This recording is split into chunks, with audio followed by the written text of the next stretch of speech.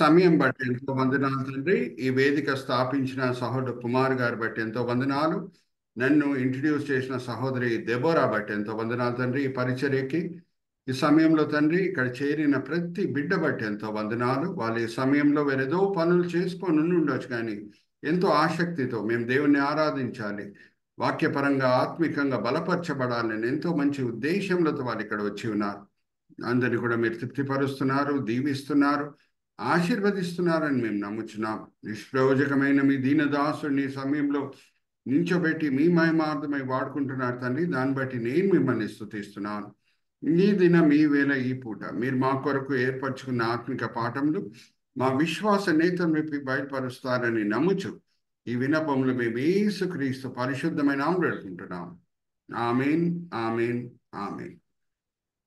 అయితే ఎప్పుడు నేను మీతో పంచుకునే ఒక సత్యము, అది మరి ఇంకొకసారి గుర్తు చేసి నేను ముందుకు వెళ్తున్నాను. దేవుడు మనకు అప్పచెప్పిన అన్నిటికంటే ప్రాముఖ్యమైన పరిచర్య ఏంటంటే ఆయనను ఆరాధించే పరిచర్య. ఆరాధనకు మించిన పరిచర్య వేరేది లేదండి. ఎందుకంటే ఆరాధించే పరిచర్య శాశ్వతమైన పరిచర్య. ఈ లోకంలో వేరే ముఖ్యమైన పరిచర్యలు ఉన్నాయి. సువార్త బోధించే పరిచర్య, ఆత్మల్ని రక్షించే పరిచర్య, ప్రవచించే పరిచర్య, స్వస్థపరిచే పరిచర్య, అన్నీ కూడా ఉన్నాయి. కానీ అన్నిటికంటే శ్రేష్టమైనది ఆయనను ఆరాధించే పరిచర్య అని దేన్ని బట్టి చెప్తున్నామంటే, దేన్ని బట్టి చెప్పగలుగుతున్నామంటే, వేరే అన్ని పరిచర్యలు ఈ లోకంకి నిమిత్తమైన పరిచర్యలు. ఏమన్నా ఒక పరిచర్య ఈ లోకంలో ప్రారంభమై పరలోకంలో కూడా కొనసాగుతుందంటే అది ఆయనను ఆరాధించే పరిచర్య. ఆరాధించే విషయంలో నేను మరి ఎప్పుడు మీకు గుర్తు చేస్తుంటాను, దేవుడు మన జీవితంలో కుమ్మరించిన దీవెనలు బట్టి ఆయనను ఆరాధించడం మంచిదే. కానీ అన్నిటికంటే శ్రేష్టమైన ఆరాధన ఏమై ఉన్నదంటే, మన దేవుడు ఏమై ఉన్నాడో దాన్ని బట్టి ఆయనను ఆరాధించడం మనము నేర్చుకోవాలి. దేవుళ్ళు ఉన్న మంచి విషయాలు బట్టి, మంచి గుణముల బట్టి ఆయనను ఆరాధించడం మనము నేర్చుకోవాలి. ప్రకటన గ్రంథం మనం వచ్చినప్పుడు ఆయన మర్మాలు బయలుపరిచే దేవుడు అనే సత్యంని మనం జ్ఞాపకం చేసుకొని ఆయనను ఆరాధించే బద్దులమై ఉన్నాం. ఇప్పుడే మనం చదువుకున్నాం, చక్కగా సహోదరి జయంతి గారు చదివినిపించారు. దానియేలు గ్రంథం 2వ అధ్యాయం 22వ వచనంలో ఏమని రాయబడి ఉన్నది? ఆయన మర్మాలు బయలుపరిచే దేవుడు అయి ఉన్నాడు. అయితే ఆ దేవుణ్ణి మనము ప్రకటన గ్రంథం చదువుతూ ఆరాధించే బదులమై ఉన్నాం. చందు బ్రదర్ మనకి ప్రకటన గ్రంథం 1వ అధ్యాయం 19వ వచనంతో కూడిన స్లైడ్ చూపిస్తారు. అదే పునాది వచనం. మన ప్రకటన గ్రంథంని సరిగా అర్థం చేసుకోవాలి అంటే పునాది వచనము 1వ అధ్యాయము 19వ వచనం ఏమని రాయబడి ఉన్నది? అక్కడ యేసుక్రీస్తు ప్రభువారు యోహాన్ని ఆజ్ఞాపిస్తున్నారు. యోహాను, నువ్వు ఇప్పటి వరకు ఏం చూసావో అది నువ్వు రాయి, ఏమి చూస్తున్నావో అది నువ్వు రాయి, ఏమి చూడబోతున్నావో అది నువ్వు రాయి. ఏమి ఆల్రెడీ చూశాడో, ఏమి చూస్తున్నాడో, ఆర్ ఏం చూడబోతున్నాడో దాన్ని మనం ఆధారం చేసుకొని ప్రకటన గ్రంథంని కొన్ని భాగాలుగా మనము విభాగించాం. యోహాను ఆల్రెడీ యేసుక్రీస్తు ప్రభువారు రక్షణ ప్రణాళిక ముగించటం శిలువ మీద చూసి ఉన్నాడు. పెంతెకోస్తు దినం నుంచి ఆ ముగించబడిన రక్షణ ప్రణాళిక బోధింపబడుతున్నది. అపోస్తులు నానా శ్రమలకి గురి అయ్యారు. యోహాను కూడా శ్రమలకి గురి అయ్యాడు. ఇప్పుడు పాతుమోస్ ద్వీపంలో ఉన్నాడు. అక్కడ ఒక ఆదివారంన ప్రభుని ఆరాధించే సమయంలో ఈ దర్శనములన్నీ కూడా పొందుతున్నాడు. దాన్ని మనము పాస్ట్ అని అంటున్నాం. అంటే చాప్టర్ 1 ఇస్ పాస్ట్. అలాగే 2-3 అధ్యాయాలను మనం ప్రెజెంట్ అని అంటున్నాం. యేసుక్రీస్తు ప్రభువారు 7 సంఘాలతో మాట్లాడిన మాటలు 2000 సంవత్సరాల క్రితం మాట్లాడిన మాటలే, కానీ దాన్ని ప్రెజెంట్ అని ఎందుకు అంటున్నామంటే, ఆ 7 సంఘాల్లో ఉన్న విషయాలే, ఆ 7 సంఘాల్లో ఉన్న సమస్యలే ఇప్పుడున్న సంఘాల్లో కూడా మనకు కనిపిస్తుంది. 2000 సంవత్సరాలు మీరు తీసుకుంటే, ఈ 2000 సంవత్సరాల్లో ఏ సంఘం అన్నా తీసుకోండి, ఆ 7 సంఘాల్లో ఉన్న విషయాలే, ఆ 7 సంఘాల్లో ఉన్న సమస్యలే మనకి కనిపిస్తాయి. సో యేసుక్రీస్తు ప్రభువారు ఆ 7 సంఘాలతో మాట్లాడిన మాటలు, ఆ సమస్యలకి పరిష్కారం చూపించిన మాటలు ఇప్పుడు కూడా మనకి వర్తిస్తాయి. 4-5 అధ్యాయాలని మనం పారెంథసిస్ ఆర్ ప్రిపరేషన్ అని అంటాం. యోహాన్ భయంకరమైన దర్శనములని చూడబోతున్నాడు. దుష్టులు పరిశుద్ధులను ఓడగొట్టుట, దుష్టులు పరిశుద్ధులని చంపివేయుట, ఇవన్నీ కూడా చూడబోతున్నాడు. సో ఆయనని మానసికంగా, ఆత్మికంగా సిద్ధపరచుటకు, అటువంటి దర్శనములు ఆయన జీర్ణం చేసుకోవాలంటే కష్టం. సో అటువంటి దర్శనములను ఆయన జీర్ణం చేసుకోవాలి అని అంటే ఆయనను మానసికంగా, ఆత్మికంగా దేవుడు బలపరచాలి. సో అందుకు సింహాసనముతో కూడిన దర్శనం దేవుడు చూపిస్తున్నాడు. సింహాసనం దేనికి గుర్తు అంటే అన్యం ఆయన స్వాధీనంలో ఉంది అనే సత్యంకి అది గుర్తు. యోహాను, నువ్వు దిగులు పడకు అని దేవుడు ఆ సింహాసనం దర్శనం ద్వారా ఆ యోహాన్తో మాట్లాడుతున్నాడు. దుష్టులు పరిశుద్ధులని ఓడగొట్టే దర్శనం నువ్వు చూసినప్పుడు దిగులు పడకు, ఎందుకంటే అన్నీ నా స్వాధీనంలో ఉన్నది. చివరి విజయము పరిశుద్ధులది, చివరి రాజ్యము పరిశుద్ధులది అని ఆ సింహాసనం దర్శనం చూపించి దేవుడు యోహాన్ని బలపరుస్తున్నాడు. 6వ అధ్యాయం నుంచి శ్రమకాలంతో కూడిన దర్శనములు ప్రారంభమవుతాయి. ఇప్పటి వరకు మనం 5 దర్శనముల గురించి చూసాము, 5 ముద్రల తీర్పు గురించి మనం చూసాము. 6వ అధ్యాయం నుంచి 19వ అధ్యాయం వరకు, మరీ చెప్తున్నాను, 6వ అధ్యాయం నుంచి 19వ అధ్యాయం వరకు శ్రమకాలంతో కూడిన దర్శనంలో యోహాన్ చూడబోతున్నాడు. 20వ అధ్యాయానికి వచ్చినప్పుడు వేల పరిపాలనతో కూడిన దర్శనం ఆయన చూడబోతున్నాడు. 21, 22 అధ్యాయాల్లో ఆయన కొత్త భూమి కొత్త ఆకాశంతో కూడిన దర్శనంలో చూడబోతున్నాడు. సో 6 నుంచి 19 అంతా కూడా శ్రమకాలంతో కూడిన దర్శనంలో. ఇంకా ప్రిసైజ్గా, ఇంకా అక్యురేట్గా, ఇంకా తేటగా మీకు చెప్పాలి అనంటే 6 నుంచి 16వ అధ్యాయం వరకు 21 తీర్పుల గురించి దర్శనంలో యోహాను చూడబోతున్నాడు. 7 ముద్రల తీర్పు, 7 పాతల తీర్పు, 7 బూరల తీర్పు. ఆల్రెడీ మీతో పంచుకున్నాను. ఈ తీర్పులు అలాగే ఐగుప్తు శ్రమల మధ్యన పోలిక ఏంటో అనేది నేను మీతో పంచుకున్నాను. ఐగుప్తు శ్రమలు మనం గమనిస్తే దాని గంభీరత అడుగు బై అడుగు, మెట్టు బై మెట్టు పెరుగుట మనము చూసాం. అలాగే ఇక్కడ కూడా ఈ తీర్పులు కూడా దాని గంభీరత అడుగు బై అడుగు, మెట్టు బై మెట్టు పెరుగుతుంది. బూరల తీర్పు ముద్రల తీర్పు కంటే భయంకరమైనది. పాతల తీర్పు బూరల తీర్పు ముద్రల తీర్పు కంటే భయంకరమైనది. విడిగా మనం తీసుకుంటే కూడా ఒక్కొక్క తీర్పుని, ముద్రల తీర్పుని, అలాగే బూరల తీర్పుని, అలాగే పాతల తీర్పుని మనం తీసుకుంటే 4వ ముద్రల తీర్పు మొదటి 3 ముద్రల తీర్పు కంటే భయంకరమైనది. అలాగే మనము ఇంకా దీనికి రాలేదు, పాతల తీర్పుకి మనం రాలేదు. 4వ పాతల తీర్పు మొదటి 3 పాతల తీర్పు కంటే భయంకరంగా ఉంటుంది. సో గంభీరత అడుగు బై అడుగు, మెట్టు బై మెట్టు పెరుగుతుందని నేను మీతో పంచుకున్నాను. సో ఇప్పుడు మనం ఆల్రెడీ ఆ ముద్రల తీర్పు ధ్యానించడం స్టార్ట్ చేసాం. మొదటి ముద్ర చూసినప్పుడు మన క్రీస్తు విరోధిగా అనిపిస్తున్నాడు. ఆయన సమాధానకర్తగా నటిస్తూ యుద్ధములు చేసే దేశంల మధ్యన తాత్కాలికమైన సమాధానము తీసుకొని వస్తాడు. ఎటువంటి సమాధానం తీసుకొని వస్తాడు? శాశ్వతమైనది కాదు, తాత్కాలికమైనది. దానివల్ల ఆయనకు మంచి పేరు కూడా వస్తుంది. దాని తర్వాత వెంటనే యుద్ధాలు స్టార్ట్ అవుతాయి. అదే మనం 2వ ముద్రల తీర్పులో చూసాం. ఆ 2వ ముద్రల తీర్పు సమయంలో, యుద్ధాలు జరిగే సమయంలో కూడా క్రీస్తు విరోధి ఇక్కడక్కడ పరిగెత్తటము, బాంబులు పేలే సమయంలో ఇక్కడక్కడ పరిగెత్తటము, సమాధానం కొరకు ప్రయత్నించటం, ఇదంతా కూడా ప్రజలు చూసి ఆయనను ఇంకా ఎక్కువగా ప్రేమించడం స్టార్ట్ చేస్తారు. తర్వాత 3వ ముద్రల తీర్పుని మనం చూస్తే కరువు రావటం మనము చూస్తున్నాం. ఆ యుద్ధం వలన కరువు ఎలాగొస్తుందో అది మనము చూసాం. 4వ ముద్రల తీర్పుకి మనం వచ్చినప్పుడు మనం గమనించింది ఏంటంటే 4 కారణాల వలన 25% ప్రజలు చనిపోతున్నారు. మొదట్లో యుద్ధం, దాని తర్వాత వచ్చిన కరువు, దాని తర్వాత వచ్చిన తెగుళ్ళు, దాని తర్వాత అడవి మృగాలు. అడవి మృగాలు అంటే భౌతిక అడవి మృగాలు, దాని తర్వాత బయోలాజికల్ వెపన్స్ని కూడా మనము అడవి మృగాలని చెప్పొచ్చని నేను మీతో పంచుకున్నాను. పోయిన వారము మనం 5వ ముద్రల తీర్పు గురించి చూసాం. అంటే ఈ 7 సంవత్సరాల శ్రమకాలంలో కూడా అనేకులు, ఇప్పుడు ఎవరు మారు మనసు పొందలేదు, అప్పుడు వాళ్ళు మారు మనసు పొందుతారు.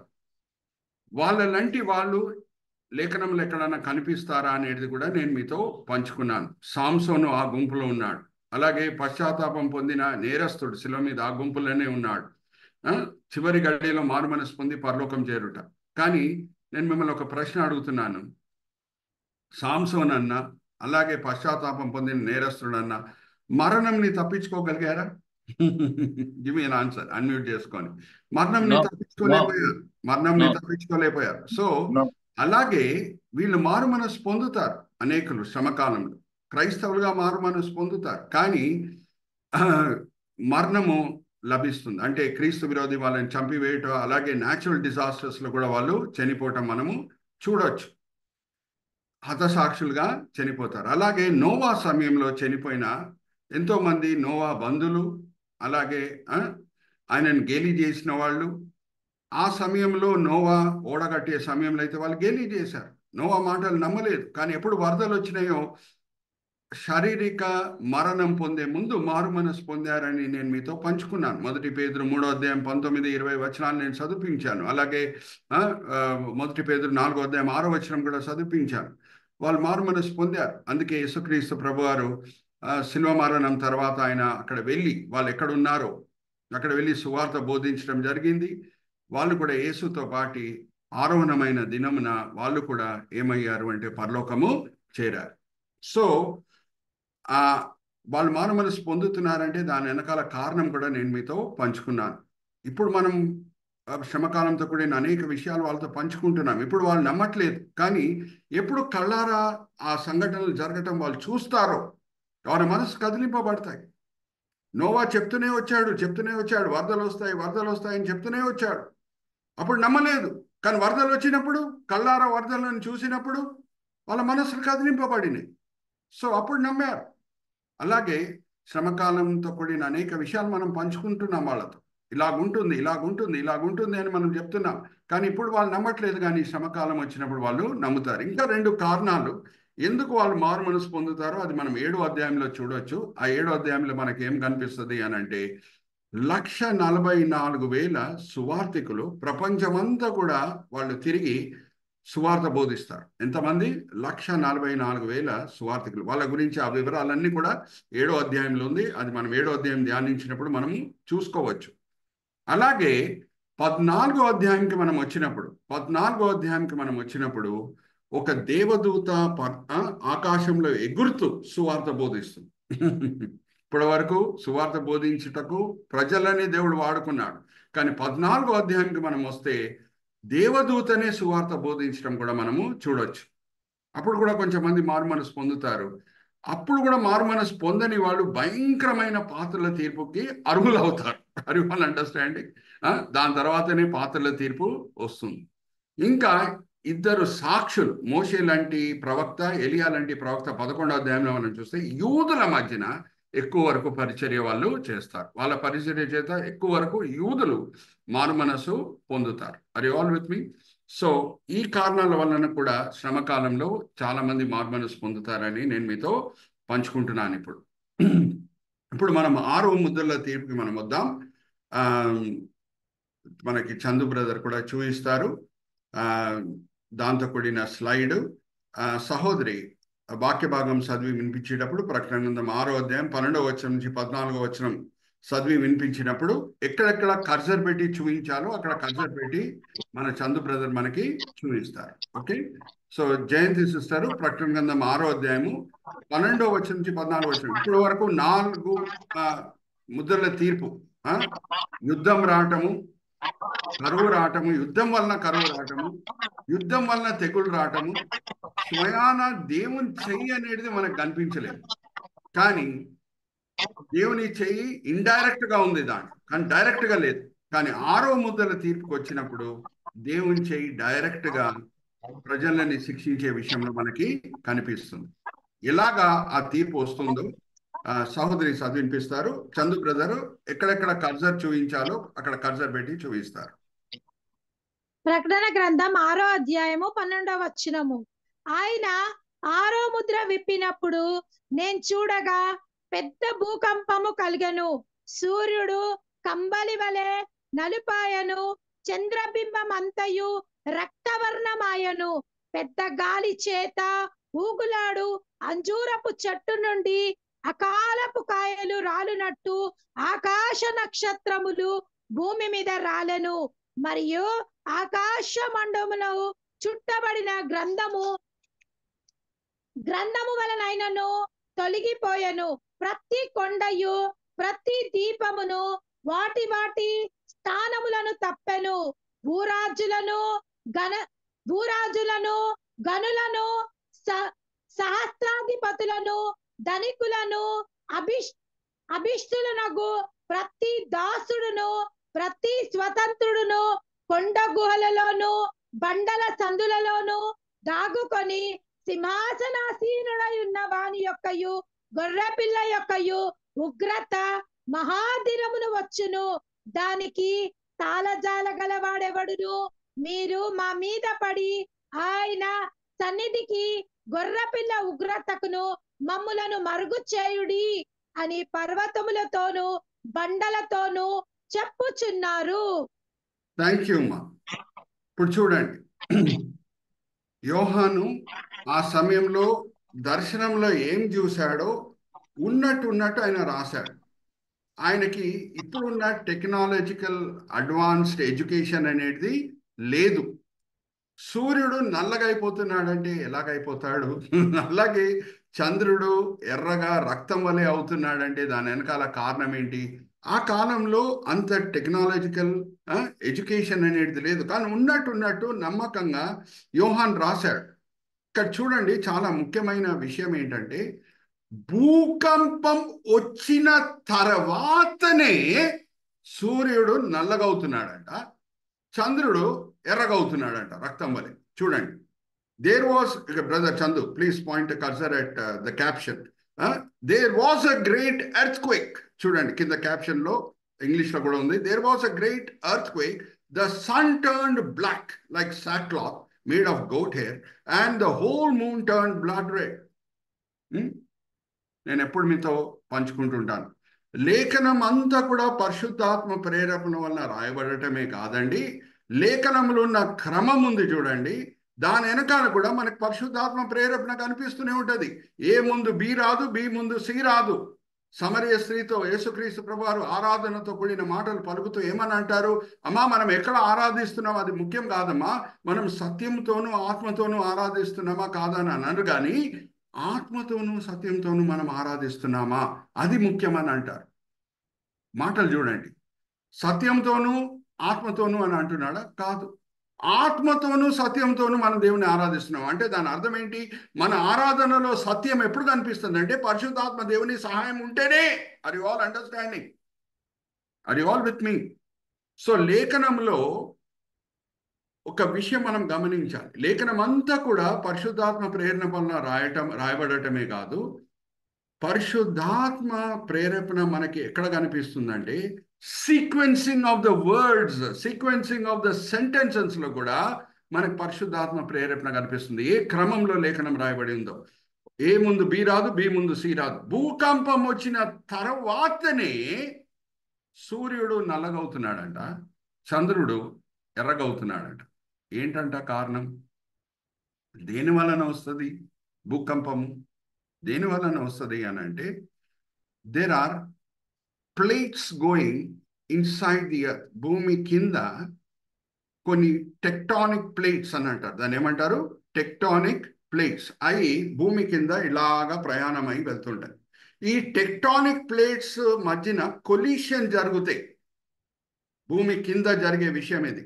ఈ టెక్టానిక్ ప్లేట్స్ మధ్యన కొలిషన్ జరుగుతాయి, అవి గుద్దుకుంటే అప్పుడు బయటికి మనకు కనిపించేది ఏంటంటే భూకంపం. అది ఆల్ విత్ మీ? అర్థమైందా? అయితే ఈ భూమి కింద ఈ టెక్టానిక్ ప్లేట్స్ కొలిషన్ అయ్యేటప్పుడు చాలా భయంకరమైన భూకంపంలో వచ్చినప్పుడు అగ్ని పర్వతములు కూడా ఇరప్ట్ అవ్వడానికి ఆస్కారము ఉంటుంది. ఆర్ యు ఆల్ విత్ మీ? ఎందుకంటే అగ్ని పర్వతం కూడా దేని వలన పేలుతున్నది? ఎందుకు పేలుతున్నది? భూమి లోపల జరిగే విషయాలు బట్టి, భూమి లోపల జరిగే విషయాలు బట్టి. అప్పుడు ఏమవుతుంది? అగ్ని పర్వతము పేలినప్పుడు, భూకంపం వచ్చినప్పుడు lot of dust is released into the atmosphere. Atmosphere లోపల ఏమవుతుంది? డస్ట్ రిలీజ్ అవుతుంది. Are you all with me? So అప్పుడు మీకు అందరు కూడా తెలుసు, ఫిజిక్స్లో మీరు చదివి ఉండొచ్చు, రిఫ్రాక్షన్ ఆఫ్ లైట్ అనే ఫెనామినా ఒకటి ఉంటుంది. ఎందుకండి రెయిన్బో ఎందుకు 7 కలర్స్గా మనకు కనిపిస్తుంది? That is because of refraction of light. ఎప్పుడు ఒక లైట్ డస్ట్ పార్టికల్స్ లోపల వెళ్తుందో, ఆర్ వాటర్ బబుల్స్ ఉంటాయి కదా, వాటర్ బబుల్స్ లోపల ఎప్పుడు వెళ్తుందో స్కాటర్ అవుతుంది, 7 కలర్స్గా మారుతుంది.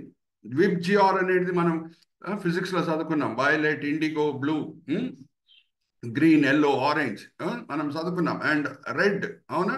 సో అలాగా ఇప్పుడు భూకంపము అలాగే అగ్నిపర్వతములు పేలటం వలన చాలా డస్ట్ ఉంది కాబట్టి అట్మాస్ఫియర్లో.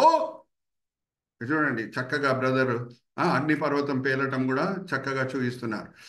దాని వలన ఆ డస్ట్ చాలా ఉంది కాబట్టి అట్మాస్ఫియర్లో సూర్యుడు because of refraction of light ఎలా కనిపిస్తున్నాడంటే నల్లగా కనిపిస్తున్నాడు. అలాగే చంద్రుడు ఎలా కనిపిస్తున్నాడంటే ఎర్రగా కనిపిస్తున్నాడు. Are you all with me? Because of refraction of light. In fact refraction of లైట్తో కూడింది ఇంకొక ఫెనామినా కూడా మనం అందరం కూడా హై స్కూల్ ఫిజిక్స్లో చదువుకున్నాం. ఎందుకు మనకి అప్పుడప్పుడు ఓయాసిస్ కనిపిస్తుందంట డెజర్ట్లో. డెజర్ట్లో ప్రయాణమై వెళ్ళే సమయంలో కొంచెం నీళ్లు దొరుకుతుందా అని అందరు కూడా ఆశిస్తుంటారు. అప్పుడు అక్కడ నీటి బుగ్గలక్క కనిపిస్తుందంట. దాని దగ్గర వెళ్తే మరి నీళ్లు కనిపించవు. అది దేని వలన? Because of refraction of light. Are you all understanding? So నిజంగా జరిగిన ఒక సంఘటన మీ ముందు తీసుకొని వస్తున్నాను. ఇట్లనే భూకంపము జరిగినప్పుడు ఒక ఇది కూడా ఇది అగ్నిపర్వతం కూడా పేలింది. అప్పుడు ఎలాగ జరిగిందో ఉన్నట్టు హిస్టారికల్ మెటరాలజికల్ డిపార్ట్మెంట్ ఉన్న రికార్డ్స్ ఇప్పుడు కూడా ఉన్నాయి. ఏమైందో మనం చూద్దాం. Let's go to the next slide Chandu brother. Next slide తర్వాత ఇంకొక స్లైడ్కి మనం వెళ్దాం. ఇది కాకుండా ఇంకొక స్లైడ్కి మనం వెళ్దాం. ఇక్కడ చూడండి, ఇరప్షన్ ఆఫ్ కరకోట. ఇది ఎలా జరిగిందంటే, కరకోట అనే ప్లేస్ ఉంది చైనా, జపాన్, థాయిలాండ్ దగ్గర. అక్కడ భూకంపం వచ్చినప్పుడు అగ్నిపర్వతం పేలింది. ఇక్కడ నేను ఉన్నట్టు నేను చదువుతున్నాను చూడండి. అక్కడ మెట్రలాజికల్ డిపార్ట్మెంట్లో ఉన్న రికార్డ్స్ గూగుల్లో కూడా రీప్రొడ్యూస్ చేశారు. For several years following the eruption, Brother Chandu, point a cursor. For several years following the eruption, it was reported that the moon appeared to be blue and sometimes green. ఎందుకు? అంత dust ఉంది కాబట్టి అట్మాస్ఫియర్లో అలా కనిపిస్తుంది. Moon యాక్చువల్గా వైట్గా కనిపించాలి, అవునా? కానీ ఎలా కనిపించిందంట? బ్లూగా, తర్వాత గ్రీన్గా. This was because of the ash clouds were filled with particles. అది ఆల్ అండర్స్టాండింగ్. దాని సైజ్ కూడా మెన్షన్ చేయబడింది. దాని మైక్రాన్స్లో దాని సైజ్ ఎంతనో అది కూడా మెన్షన్ చేయబడింది మెట్రలాజికల్ డిపార్ట్మెంట్లో. అక్కడ ఉన్న మెట్రలాజికల్ డిపార్ట్మెంట్లో మెన్షన్ చేయబడింది. అది గూగుల్లో రీప్రొడ్యూస్ చేశారు.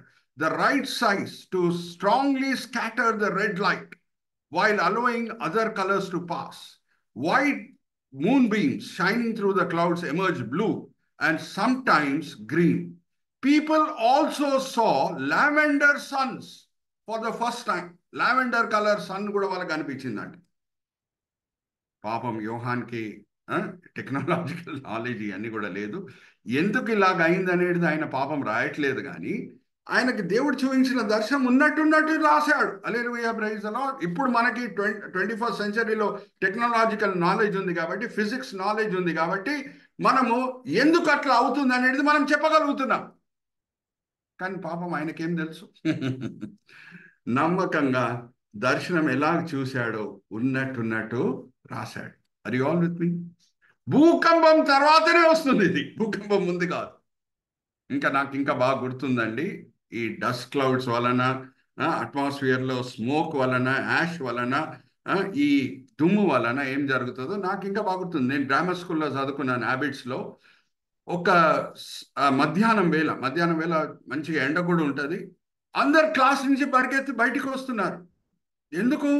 నేను కూడా పరిగెత్తి బయటకు వచ్చాను. దాని తర్వాత అందరూ వేరే క్లాస్ పిల్లలు అందరూ కూడా బయటికి పరిగెత్తి వస్తే, స్కూల్ టీచర్స్ అందరూ కూడా బయటికి పరిగెత్తి వస్తే నేను కూడా పరిగెత్తి వచ్చాను.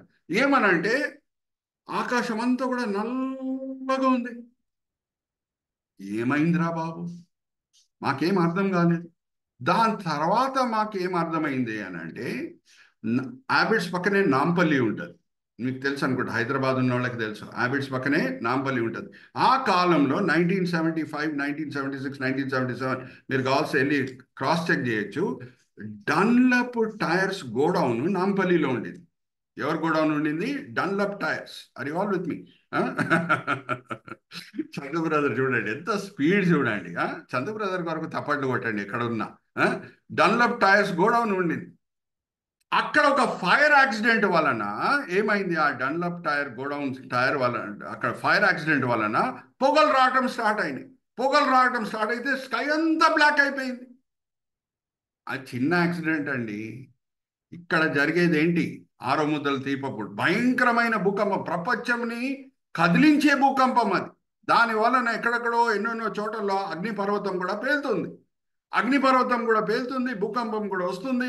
దాని వలన ఏం జరుగుతుంది అని అంటే ఎంతో దుమ్ము అట్మాస్ఫియర్కి వెళ్ళిపోతుంది.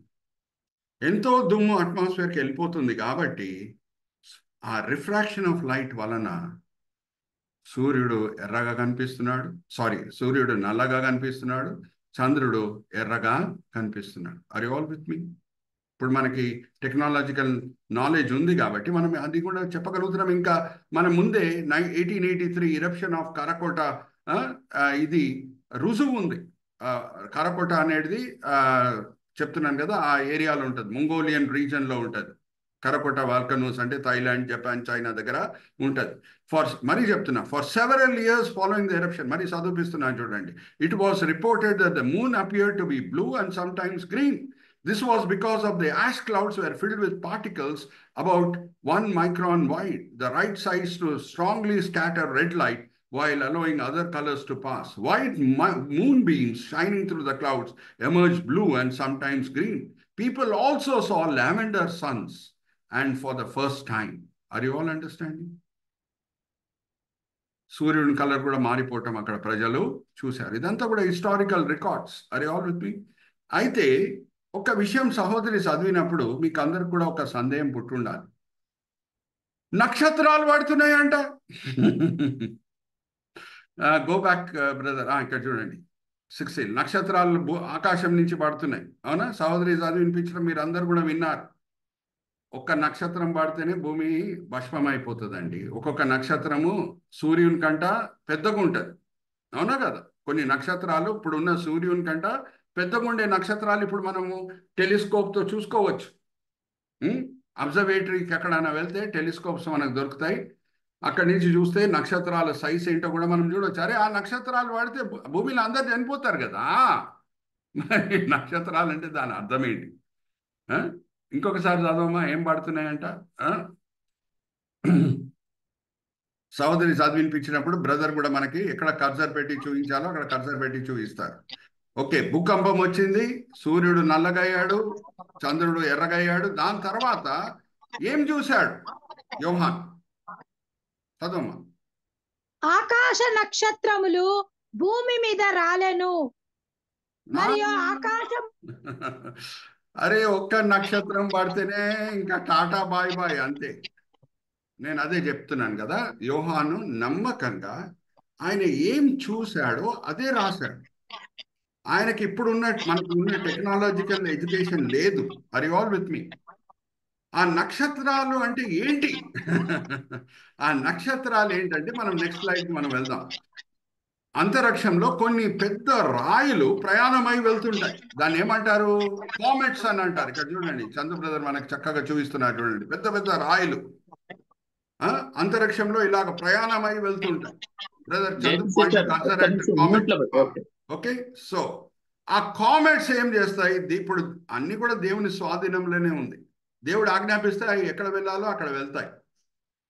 భూమి మీద వెళ్ళి పడండి అని అనగానే ఈ పెద్ద పెద్ద పర్వతాలు, పెద్ద పెద్ద రాయిలు ఏమవుతాయి అనంటే, భూమి అట్మాస్ఫియర్ లోపల వచ్చినప్పుడు, జాగ్రత్తగా వినండి, భూమి అట్మాస్ఫియర్ లోపల వచ్చినప్పుడు, భూమి అట్మాస్ఫియర్ ఏముంది? గాలి ఉంది. సో ఈ రాయికి గాలికి ఫ్రిక్షన్ జరిగినప్పుడు ఏమవుతుంది? ఈ రాయికి వెంటనే ఫ్రిక్షన్ వలన మంట వచ్చేస్తుంది. Are you all understanding? ఎందుకండి రాకెట్ పడిపోతుంటే, కింద పడిపోతుంటే, అలాగే స్పేస్లో ఉన్న ల్యాబ్ ఏమన్నా కింద పడిపోతుంటే ఎందుకు అట్మాస్ఫియర్కి రాగానే ఎందుకు అగ్ని పట్టేస్తుంది? ఆర్ ఎందుకు అగ్ని దాని మీద వచ్చేస్తుంది? ఆర్ ఎందుకు అది భస్మం అయిపోతున్నది? రీజన్ ఏంటి? అట్మాస్ఫియర్కి దానికి మధ్యన ఉన్న ఫ్రిక్షన్ వలన. ఫ్రిక్షన్ అంటే మీకు తెలుసు, ఇట్లా చేతులు రుద్దుకోండి వెంటనే మంట కలుగుతుంది. అవునా కాదా? సో ఈ వచ్చి పెద్ద రాయిలు, కామెట్స్ అంటే అంతరిక్షంలో తిరిగే రాయిలు, దేవుడు ఆజ్ఞాపిస్తున్నాడు వెళ్ళి పడండి అని అన్నప్పుడు, అవి ఎప్పుడు అట్మాస్ఫియర్ లోపల వస్తున్నాయో, అట్మాస్ఫియర్కి దాని మధ్యన జరిగే ఫ్రిక్షన్ వలన అవి ఏమవుతున్నాయి? దానికి మంట పగలుగుతుంది, మంట పుట్టేస్తుంది. అది ఇట్లా భూమి మీద వస్తుంటే ఎలా కనిపిస్తున్నాయి మరి యోహాన్ గారికి? నక్షత్రాల వలె కనిపిస్తున్నాయి. ఆయన తప్పేం కాదు, ఆయన ఉన్నట్టు రాశాడు. ఇప్పుడు ఈ కాలంలో 2024లో మనకి సైంటిఫిక్ నాలెడ్జ్ ఉంది కాబట్టి మనం చెప్పగలుగుతున్నాం అవి ఏంటనేది. ఎందుకంటే ఒక్క నక్షత్రం పడితే, మిమ్మల్ని అడుగుతున్నా ఒక ప్రశ్న, ఒక్క నక్షత్రం పడితే చాలండి భూమిలో ఎవరైనా ఉంటారా? సూర్యుడి కంటే పెద్ద నక్షత్రాలు ఉన్నాయి ఇప్పుడు, అవునా కదా? అందరు చనిపోరు.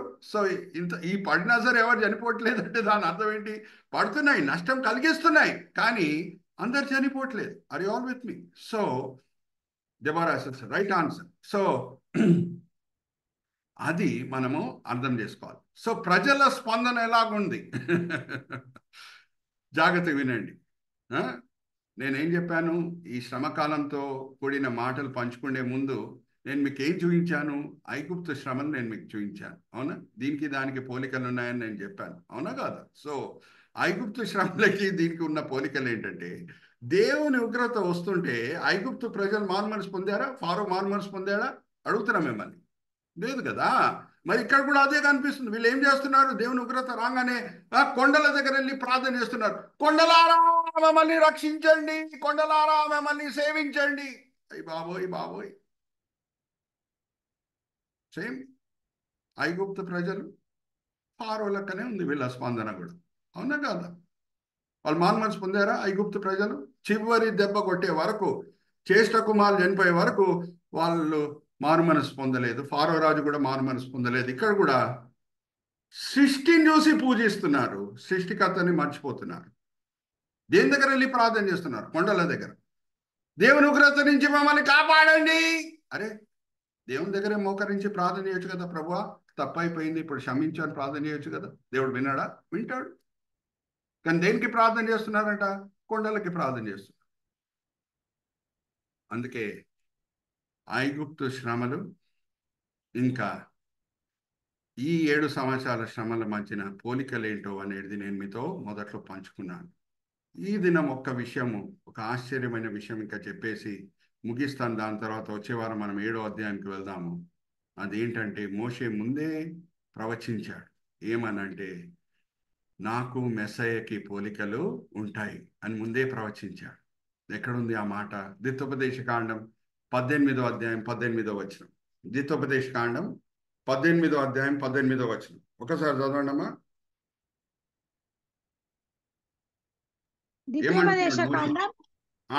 ద్వితీయోపదేశకాండం 18వ అధ్యాయము 18వ వచనము. వారి సహోదరుల నుండి నీ వంటి ప్రవర్తను వారి కొరకు పుట్టించెదను.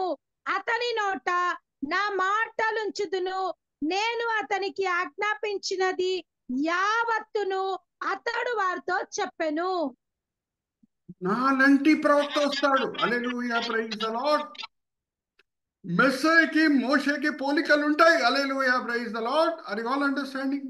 పేతురు కూడా ఇదే మాటలు పెంతెకోస్తు దినం తర్వాత ఒక అద్భుతం చేసినప్పుడు, జాగ్రత్తగా వినండి, ఒక కుంటివాడిని స్వస్థపరిచినప్పుడు అక్కడ ఆశ్చర్యపడి ప్రజలు వచ్చి ఏమైంది అని చూసే సమయంలో అవకాశంని వాడి సువార్త బోధిస్తూ ఈ మాటలు పలుకుతాడు. అదే ద్వితోపదేశకాండం 18వ అధ్యాయం 18వ వచనంతో ఉన్న మాటలే పలుకుతాడు. ఒకసారి తీయండి. అపోస్తల కార్యం 3వ అధ్యాయం 19వ వచనం నుంచి చదవండమ్మా. మోషేకి యేసుకి ఉన్న పోలికలు, మోషేకి మెస్సయ్యకి ఉన్న పోలికలు. పేతురు కూడా అదే మాటలని ఆధారం చేసుకొని మాట్లాడతాడు.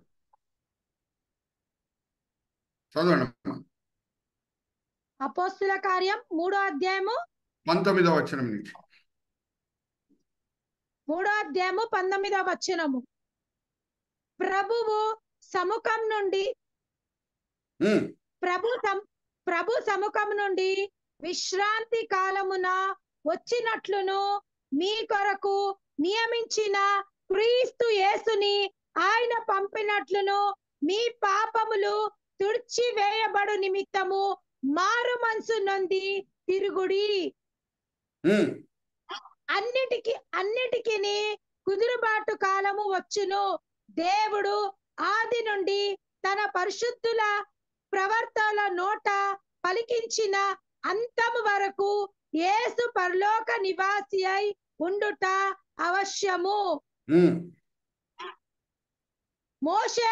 మోషే ఇట్లనెను, ప్రభువైన దేవుడు నా వంటి యొక్క ప్రవర్తను మీ సహోదరుల నుండి మీ కొరకు పుట్టించును. ఆయన మీతో హల్లెలూయా, ప్రైజ్ ది లార్డ్. మరి ఆ నాలంటి ప్రవక్త వస్తాడంటే మరి మోషేకి యేసుకి పోలికలు ఉండవా?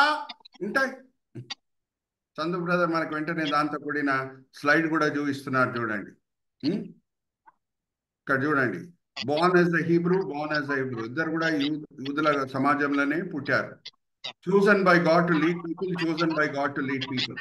దేవుడు వాళ్ళని ముందే ఏర్పరిచాడు ప్రజలని నడిపించుటకు. Communicated directly with God, communicated directly with God. దేవునితో స్ట్రైట్ అవే రిలేషన్షిప్ కలిగి ఉన్నారు. వాళ్ళకి మధ్యవర్తులు అనేది ఎవరికి అవసరం లేదు.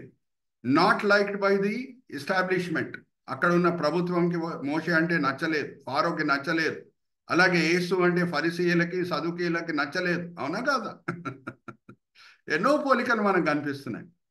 ఇది ఎందుకు నేను చూపిస్తున్నానంటే, నేను 6వ తీర్పుతో కూడిన మాటలు చెప్పేసి చివరిలో ముగిస్తాను. Brother, it is enough brother. ఇంకా దీనికి వెళ్తే మనం ఇంకా 1 అవర్ అయిపోతుంది. పోలికలు జస్ట్ ప్రాముఖ్యమైన పోలికలు మీతో పంచుకుంటున్నాను.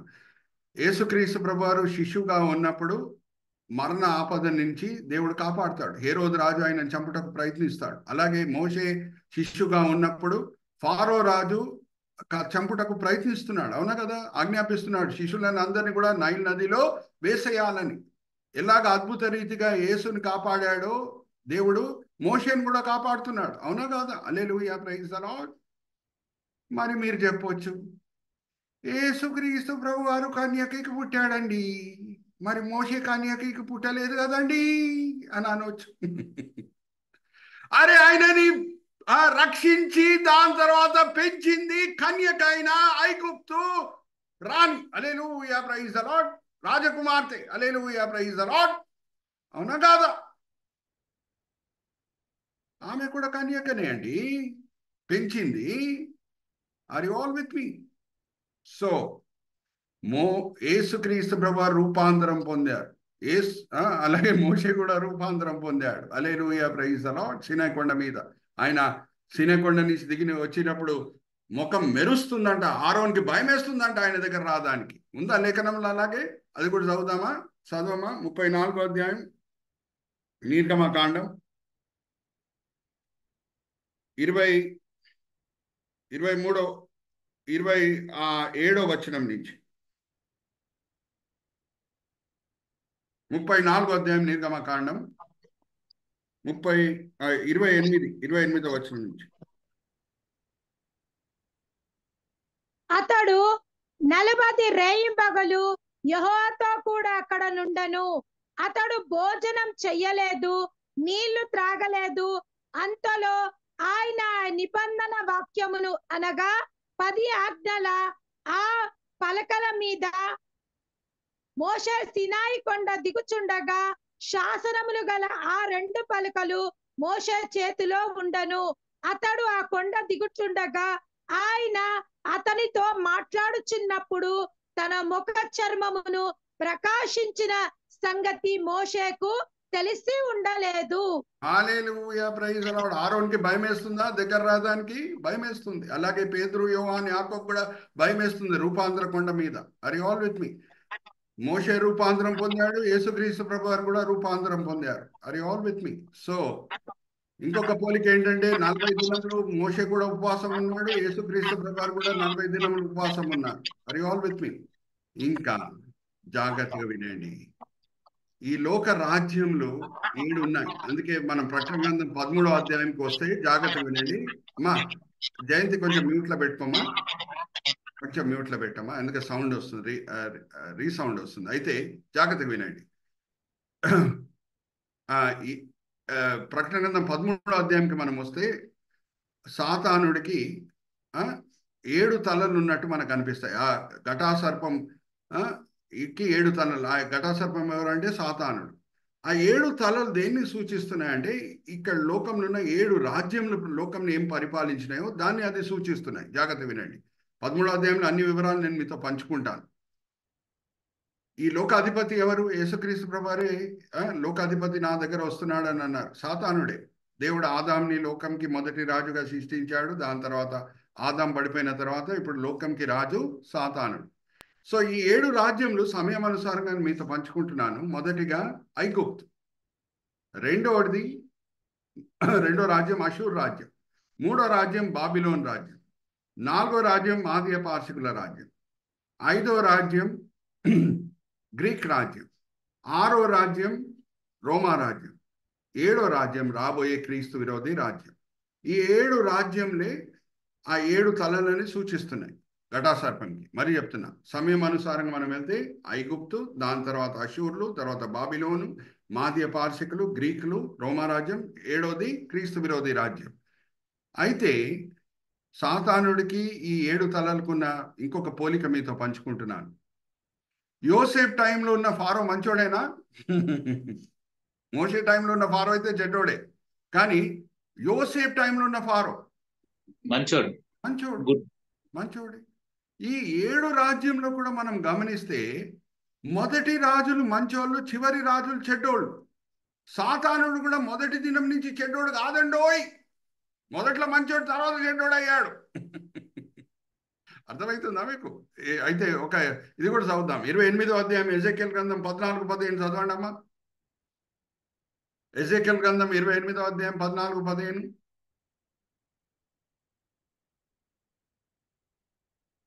ఏమని రాయబడి ఉంది సాతానుడి గురించి? మొదటి నుంచే చెడ్డోడా, లేకపోతే మొదట్లో మంచోడు తర్వాత చెడ్డోడుగా మారాడా? అమ్మా అన్మ్యూట్ చేసుకొని చదవమ్మా జయంతి. 28వ అధ్యాయం 14-15 ఎజెకియల్ గ్రంథం.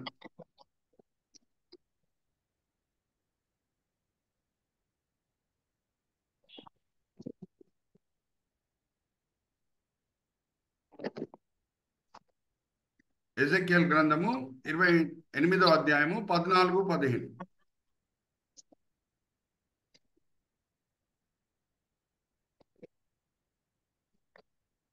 ఎజెకియల్ 28వ అధ్యాయము 14వ వచనము. అభిషేకం నొందిన కెరూబువైన ఒక ఆశ్రయముగా నీవుంటివి, అందుకే నేను నిన్ను నియమించి తిని.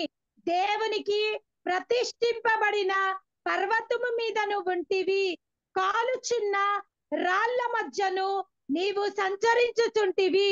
నీవు నియమింపబడిన దినము మొదలుకొని పాపము నీ యందు కనబడు వరకు ప్రవర్తన విషయంలోను నువ్వు యథార్థవంతుడిగా ఉంటివి. సాతానుడు మొదట్లో కూడా మంచోడు, తర్వాత చెడ్డోడు అయ్యాడు. ఐగుప్తు రాజ్యం మనం తీసుకుంటే యోసేఫ్ టైంలో ఉన్న ఫారో మంచోడు, మోషే టైంలో ఉన్న ఫారో చివరి రాజు చెడ్డోడు. అషూర్ రాజ్యం మనం తీసుకుంటే అషూరు ప్రధాన పట్టణమే నినేవే పట్టణం. యోనా సమయంలో అషూర్ రాజు ఎంతో సాత్వికంతో యోనాను అంగీకరించాడు, యోనా మాటలు విన్నాడు, మారు మనసు పొందాడు. కానీ ఎజెకియా సమయంలో అషూర్ రాజు అయిన సెనాజరిబ్ వచ్చి దేవదూషణ చేస్తున్నాడు. ఎటువంటి దేవదూషణ చేశాడు అని అంటే, ఆ రాత్రి వేళనే ఒక దేవదూత వచ్చి అషూర్ సైన్యంలో ఎంతమందిని చంపివేసేసిందమ్మా? మీరే చెప్పాలి నాకు. 185,000. మరి ఆల్ అండర్స్టాండింగ్. అలాగే బాబిలోన్ రాజు నెబుకద్నెజర్ మారు మనసు పొందాడు. కానీ చివరి రాజు బెల్షాజార్ భయంకరమైన దుష్టుడు, దేవదూషణ చేస్తున్నాడు. అలాగే నేను అన్ని రాజుల గురించి చెప్పొచ్చు. క్రీస్తు విరోధి మొదటి 3.5 సంవత్సరాలు యూదులకి స్నేహితుడుగా నటిస్తున్నాడు. కానీ చివరి 3.5 సంవత్సరాలు యూదులని నానా హింసలు పెడతాడు. ఆర్ యు ఆల్ విత్ మీ? ఈ మాటలు నేను ఎందుకు చెప్తున్నానంటే, మోషేకి యేసుకి మధ్య ఉన్న పోలికలు మీ ముందు తీసుకొని రావాలి. ఎన్నో పోలికలు మీతో పంచుకున్నాను కదా, ఇప్పుడు జాగ్రత్తగా వినండి. దేవుడు మోషేని వాడి విశాలమైన ఐగుప్తు సైన్యంని ఎర్ర సముద్రంలో పాతబెట్టాడు. అలాగే ప్రకటన గ్రంథం 19వ అధ్యాయానికి మనం వచ్చినప్పుడు దేవుడు యేసుని వాడి క్రీస్తు విరోధి విశాలమైన సైన్యం ఏది ఆర్మగదోన్లో పోగయిందో యూదులను చంపివేయటకు దాన్ని పాతబెడతాడు. Hallelujah, praise the Lord. Are you understanding? యేసుకి మోషేకున్న పోలికలు. అక్కడ కూడా యూదులకు విరోధంగా విశాలమైన సైన్యం ఫారో తీసుకొని వచ్చాడు. ప్రకటన గ్రంథం 19వ అధ్యాయానికి మనం వస్తే విశాలమైన సైన్యం క్రీస్తు విరోధి తీసుకొని వస్తాడు, క్రీస్తు యూదులని చంపివేయటం. మొదటి 3 సంవత్సరాలు స్నేహితుడుగా నటిస్తాడు. కానీ నెక్స్ట్ 3.5 సంవత్సరాలు 13వ అధ్యాయానికి మనం వస్తే మీకు అన్ని కూడా అర్థమవుతుంది. చనిపోయి తిరిగి లేస్తాడు క్రీస్తు విరోధి. చనిపోయి తిరిగి లేచిన తర్వాత నేనే దేవుణ్ణి, మీరు నన్ను పూజించండి అంటే అప్పుడు యూదులు తిరుగుబాటు చేస్తారు ఆయనకు విరోధంగా. అప్పుడు నానా హింసలు పెడతాడు, వాళ్ళని కంప్లీట్గా నాశనం చేయటకు విశాలమైన సైన్యము అర్మగదాన్లో పోజేస్తాడు, యెరూషలేంని ముట్టడి వేస్తాడు. అప్పుడు యేసు వచ్చి ఆయన్ని నాశనం చేస్తారు. Hallelujah, praise the Lord. Are you understand? యేసుకి అలాగే ఫారో రాజుకి మోషేకున్న పోలికలు, అలాగే ఫారో క్రీస్తు విరోధి మధ్యన పోలికలు కూడా మీకు అర్థమవుతున్నాయి. Are you all with me? ఫారో సమయంలో ఉన్న ప్రజలు మారు మనసు పొందలేదు. ఈ 7 సంవత్సరాల శ్రమకాలంలో కూడా క్రీస్తు విరోధి కింద ఉన్న ప్రజలు కూడా మారు మనసు పొందట్లేదు. దేవుని ఉగ్రత వచ్చినా సరే వెళ్ళి ఎక్కడ ప్రార్థన చేస్తున్నారు? కొండల దగ్గర ప్రార్థన చేస్తున్నారు. కొండలారా మిమ్మల్ని కాపాడండి అని ప్రార్థన చేస్తున్నారు. దేవుని దగ్గర ప్రార్థన చేస్తే దేవుడు వినడా? వింటాడు. సో ఇక్కడ మనము 6వ ముద్రల తీర్పుతో కూడిన అన్ని డీటెయిల్ వివరాలు చూసాము. వచ్చే వారం మనము 7వ అధ్యాయంకి మనం వెళ్దాం. అక్కడ ఉన్న అనేక మర్మాలు మనము గ్రహిద్దాం. ఓకే, ఇక్కడ నేను ముగిస్తున్నాను. చిన్న ప్రార్థన చేసి నేను ఫ్లోర్ బ్రదర్ కుమార్ గారికి అప్పచెప్తాను. తండ్రి, ఈ సమయం బట్టి ఎంతో వందనాలు. ఇక్కడ చేరిన నమ్మకమైన ఈ చిన్న మంద బట్టి ఎంతో వందనాలు తండ్రి. ఈరోజు 17-18 మంది ఉన్నారు. వాళ్ళు ఈ సమయంలో ఏదో పనులు చేసుకొని ఉండవచ్చు, కానీ మీ మీద ఉన్న ప్రేమ బట్టి మిమ్మల్ని ఆరాధించుటకు, ప్రకటన గ్రంథం నుండి అనేక మర్మాలు సత్యాలు గ్రహించుటకు, అర్థం చేసుకుంటుటకు, ఆత్మీకంగా ఎదిగింపబడుటకు ఎంతో మంచి ఉద్దేశములతో వాళ్ళు వచ్చి ఉన్నారు. అందరిని కూడా మీరు తృప్తిపరచున్నారు, దీవించున్నారు, ఆశీర్వదించున్నారని మేము నమ్ముచున్నాం. నిష్ప్రయోజకమైన మీ దీన దాసుని నించబెట్టి ఈ సమయంలో మీరు వాడుకున్నారు తండ్రి. దాన్ని బట్టి నేను మిమ్మల్ని స్తుతిస్తున్నాను. ఈ దినం, ఈ వేళ, ఈ పూట మీరు మాకు నేర్పించిన పాఠములు తండ్రి మేము మా దగ్గరే దాచిపెట్టుకోకుండా, చందు బ్రదర్ ఎప్పుడు యూట్యూబ్లో అన్ని కూడా రికార్డ్ చేసి అప్లోడ్ చేస్తున్నారు. సార్వత్రిక సంఘం మధ్యన దాన్ని మేము సర్క్యులేట్ చేసేటట్లు మిమ్మల్ని అందరూ కూడా ప్రోత్సహించండి. అలాగే నేర్చుకున్న పాఠములు మేము వినే వాళ్ళనే కాకుండా అమలు పరిచే వాళ్ళని మమ్మల్ని సరిదిద్దండి. ఈ విన్నపములు మేము యేసుక్రీస్తు పరిశుద్ధమైన పెట్టుకుంటున్నాం. ఆమేన్, ఆమేన్, ఆమేన్.